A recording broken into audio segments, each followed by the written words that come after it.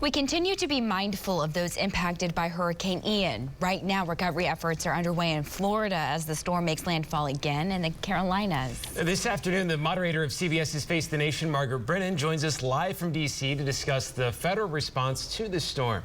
Margaret, thanks for taking the time to speak with us this afternoon. What's the latest on the ground in Florida, and how are emergency response efforts going right now?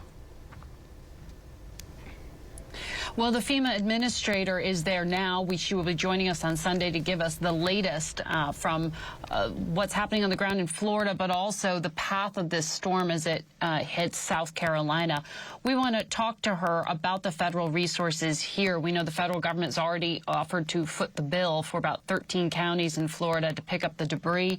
There's a tremendous amount of federal aid being offered to the state, and the governor there has called this a once-in-a-500-year level of flooding. So on Sunday, we're going to talk about all of these things, including why this storm appears to have been so unusually strong. And our environmental reporter, Ben Tracy, will be with us to give us some context and raise that key question of, should these areas be rebuilt in an era of changing climate? That's a good question. Now, let's switch gears over to Russia and Ukraine. This week, gas leaks were found along two underwater pipelines connecting Russia to Germany. And today, Russia's president announced the formal annexation of parts of Ukraine. How is the U.S. responding?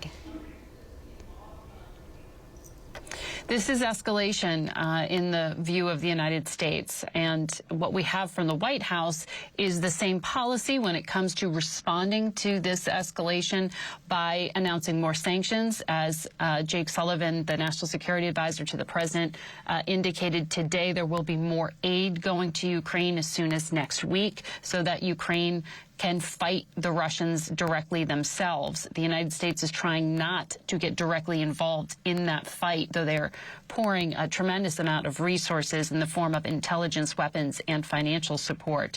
So the strategy does not appear to be changing because the prime focus is avoiding direct conflict with Russia. But we are seeing this week an escalation with Vladimir Putin seeming to threaten to use the energy card. The U.S. is offering help to investigators, but does suspect that it is the Kremlin that might be behind that sabotage of the gas pipeline.